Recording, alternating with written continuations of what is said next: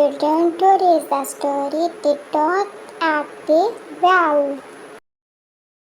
Don't go near the well. Don't play around it, Mother Duck said to her children. And they never came to the well.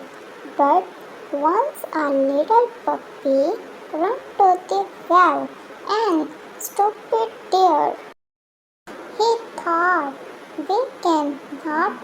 we go to the well? Then the puppy jumped into the well to look into it. As he climbed up the well, he saw another puppy.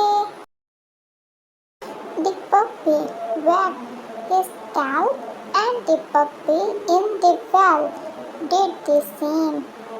Then the puppy held his paws up and the same. The puppy became angry with the puppy in the well. He wanted to fight with him, so he jumped into the well. But there was no puppy to fight with, but only water.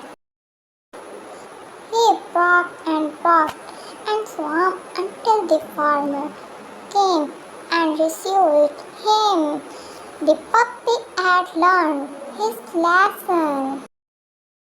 Dear children, moral of the story: always listen to what your elders